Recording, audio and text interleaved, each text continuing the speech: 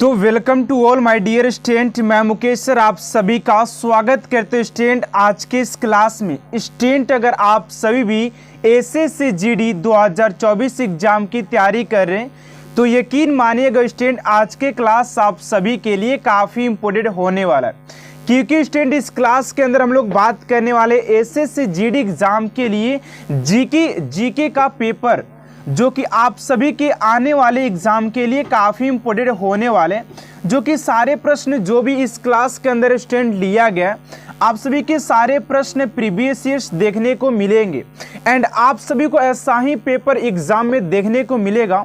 तो आप सभी से एक छोटा सा रिक्वेस्ट है, क्लास को इन तक आप सभी जुड़ देखिएगा, क्योंकि ये जो क्लास है आप सभी के लिए काफ़ी इंपॉर्टेंट होने वाला है। तो जैसा कि स्टूडेंट आप लोग देख पा रहे कि सारे प्रश्न आप सभी के लिए काफ़ी इंपॉर्टेंट एंड एग्जाम ओरिएंटेड लिया गया। तो चलिए स्टूडेंट आज की इस क्लास को स्टार्ट करते हैं। आप सभी का जो पहला प्रश्न पूछा गया है, कह रहा है कि महमूद गजनवी द्वारा सोमनाथ पर आक्रमण के समय वहां का शासक निम्नलिखित में से कौन था। जब महमूद गजनवी ने जब सोमनाथ पर आक्रमण किया था तो उस समय वहां का शासक कौन था।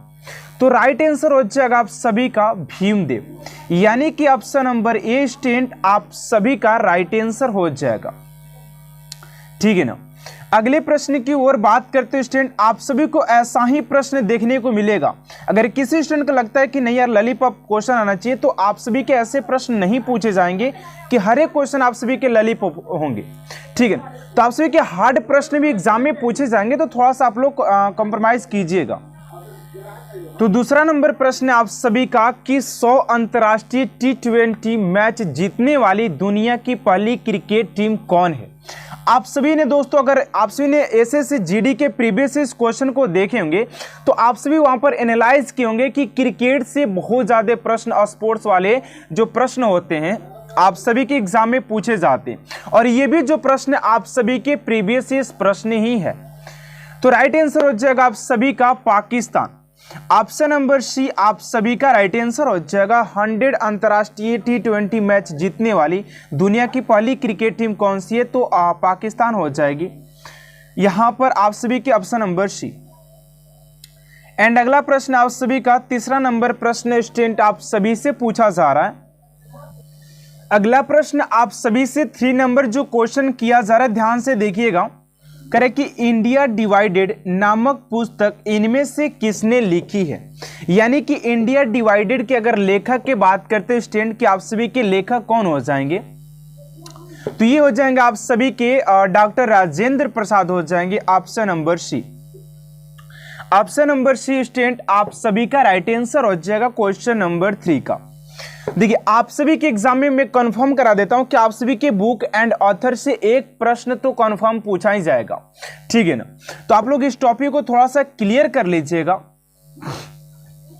एंड अगले प्रश्न की ओर बात करते हैं उससे पहले आप सभी से एक छोटा सा रिक्वेस्ट है कि अभी तक आप सभी मेरे चैनल को सब्सक्राइब नहीं किए हैं तो प्लीज स्टूडेंट इस चैनल को सब्सक्राइब कर साथ साथ बेल आइकन को प्रेस कर दीजिएगा, ताकि ऐसा मोस्ट इंपोर्टेंट वीडियो आप तक सबसे जल्द पहुंचते रहे। ठीक है ना। एंड आप सभी से 4 नंबर स्टूडेंट प्रश्न पूछा गया है कि राज्यसभा सदस्य बनने के लिए न्यूनतम आयु क्या है। तो राज्यसभा सदस्य बनने के लिए स्टूडेंट अगर हम लोग न्यूनतम आयु की बात करते कितना हो जाता है, न्यूनतम आयु की बात करें तो ऑप्शन नंबर ए में 25 वर्ष, बी में 21 वर्ष, सी में है 30 वर्ष और डी में 35 वर्ष। तो फटाफट आप लोग जवाब दीजिएगा कि इस क्वेश्चन का राइट आंसर क्या हो जाएगा। तो ये हो जाएगा आप सभी का 30 वर्ष होना चाहिए। आप सभी के राज्यसभा सदस्य बनने के लिए आपके आयु जो होना चाहिए वो 30 वर्ष होना चाहिए, और ये भी प्रश्न आप सभी के एग्जाम में पूछे गए हैं। एंड आप सभी से ये भी पूछा जा सकता है कि प्रधानमंत्री बनने के लिए जो न्यूनतम आयु होती है वो क्या होती है। उसके बाद बात किया जाए आप सभी के राष्ट्रपति बनने के लिए 35 ईयर्स होना चाहिए, यानी कि 35 वर्ष होना चाहिए आप सभी के राष्ट्रपति बनने के लिए। देखिए अगले प्रश्न की ओर बात करते हैं स्टूडेंट आप सभी का 5 नंबर प्रश्न क्या पूछा जा रहा है, ध्यान से देखिएगा। कह रहे कि भारत का पूर्वी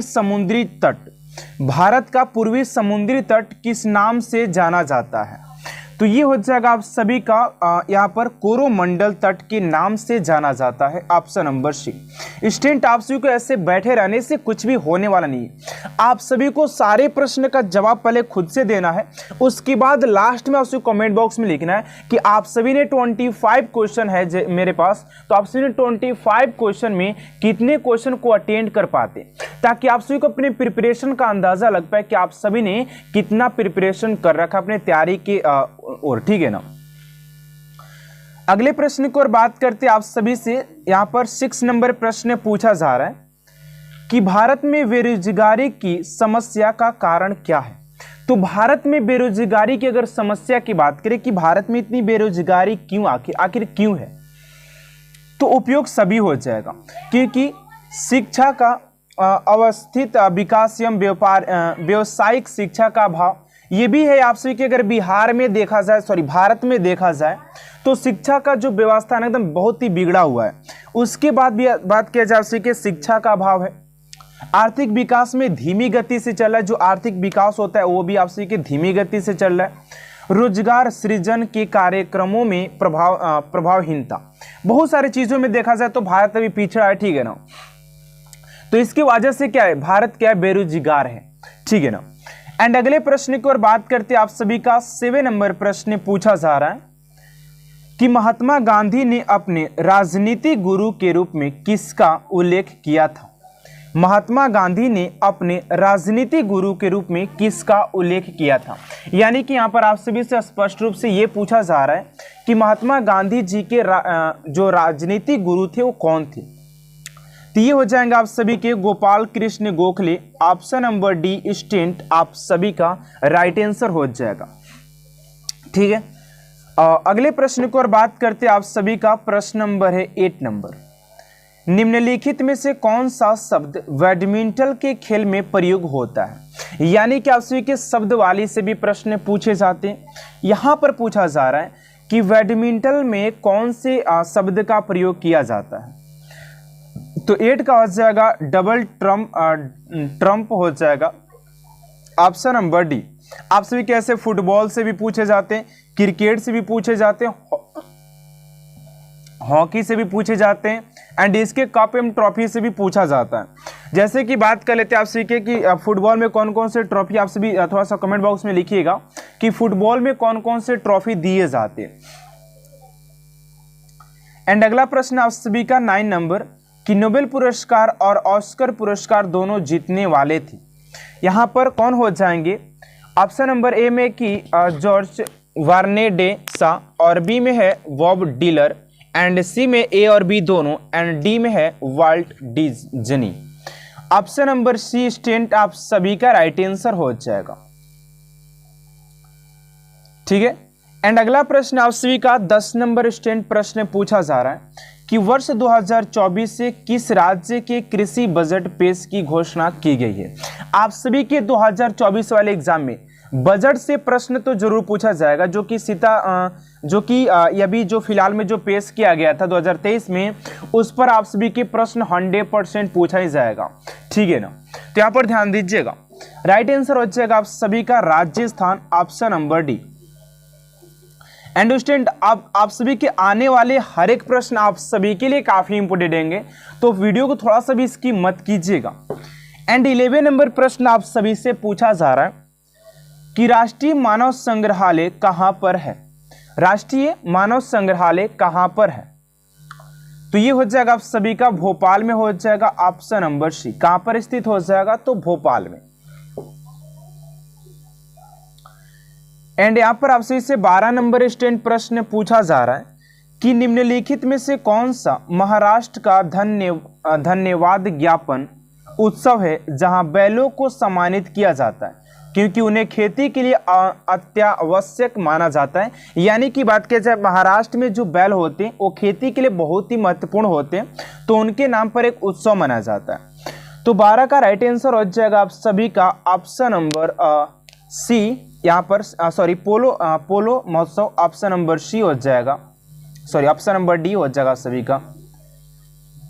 एंड अगला प्रश्न आप सभी का 13 नंबर यहाँ पर पूछा जा रहा है कि जागोई भारतीय शास्त्रीय नृत्य के निम्नलिखित में से किस नृत्य रूप की प्रमुख शैली है। जागोई भारतीय शास्त्रीय नृत्य के किस नृत्य रूप की एक प्रमुख शैली है। 13 का राइट आंसर हो जाएगा Manipuri. Option number a student आप सभी का राइट आंसर हो जाएगा। ठीक है ना। अगले प्रश्न को और बात करते हैं स्टूडेंट आप सभी का। यहाँ पर 14 नंबर प्रश्न पूछा जा रहा है कि जीवाश्म ईंधन के जलने से होने वाले प्रदूषण को कम करने के तरीके को पहचानिए। यानी कि जो भी यहाँ पर बात किया जा रहा है कि जीवाश्म ईंधन के जलने से होने वाले प्रदूषण को कम करने के तरीके को पहचानिए, यानी कौन से तरीके हैं। तो इस क्वेश्चन का जो राइट आंसर हो जाएगा आप सभी का ऑप्शन नंबर सी, यानी कि दहन प्रक्रिया की दक्षता में वृद्धि करके क्या कर सकते हैं, जीवाश्म ईंधन के जलने को प्रदूषण को कम किया जा सकता। ठीक है ना। अगले प्रश्न की ओर बात करते हैं स्टूडेंट आप सभी का 15 नंबर प्रश्न यहाँ पर पूछा जा रहा है कि निम्न में से क्या 7वीं पंचवर्षीय योजना के मुख्य उद्देश्य में से एक क्या था। यानी कि जो भी 7वीं पंचवर्षीय योजना को जो मुख्य उद्देश्य था वो क्या था। तो राइट आंसर हो जाएगा आप सभी का 15 का ऑप्शन नंबर बी, यानी कि खदानों के उत्पादन में वृद्धि। जो भी खदानों के जो उत्पादन था उसके वृद्धि के लिए जो था वो पंचवर्षीय योजना को लॉन्च किया गया था। एंड अगले प्रश्न की ओर बात करते हैं स्टूडेंट आप सभी से। यहाँ पर 16 नंबर प्रश्न पूछा जा रहा है कि किसने सितंबर 2022 में कोच्चि में भारत के पहले स्वदेशी एयरक्राफ्ट कैरियर INS विक्रांत को प्रमाणित किया था। ये क्वेश्चन आप सभी के लिए काफ़ी इंपॉर्टेंट है एंड आप लोग भी डिफेंस के एग्जाम देने जा रहे हैं तो आप सभी के लिए ये काफ़ी इंपॉर्टेंट प्रश्न है। तो राइट आंसर हो जाएगा आप सभी का 16 का ऑप्शन नंबर बी, यानी कि नरेंद्र मोदी के द्वारा प्रमाणित किया गया था। तो ऑप्शन नंबर बी स्टूडेंट आप सभी का राइट आंसर हो जाएगा। ठीक है। अगले प्रश्न की ओर बात करते हैं स्टूडेंट आप सभी का 17 नंबर यहाँ पर प्रश्न पूछा जा रहा है कि निम्नलिखित में से किस मौर्य राजा के शासन काल में कलिंग युद्ध लड़ा गया था। यानी कि वो मौर्य वंश के कौन सा राजा था जिसके शासन काल में कलिंग का युद्ध लड़ा गया था। तो राइट आंसर हो जाएगा आप सभी का यहाँ पर ऑप्शन नंबर डी, यानी कि अशोक के शासन काल में कलिंग का युद्ध लड़ा गया था। ऑप्शन नंबर डी स्टूडेंट आप सभी का राइट आंसर हो जाएगा। ठीक है। अगले प्रश्न की ओर बात करते हैं आप सभी का 18 नंबर प्रश्न यहाँ पर पूछा जा रहा है। ध्यान दीजिएगा कि भारत के राष्ट्रपति का चुनाव किसके द्वारा किया जाता है। तो भारत के राष्ट्रपति के चुनाव की बात करते हैं स्टूडेंट यहाँ पर कि किसके द्वारा चुनाव किया जाता है। तो 18 का जो राइट आंसर हो जाएगा ऑप्शन नंबर बी, यानी कि संसद के दोनों सदनों के निर्वाचित सदस्यों और राज्य विधानसभाओं के द्वारा क्या किया जाता है कि भारत के राष्ट्रपति का चुनाव किया जाता है।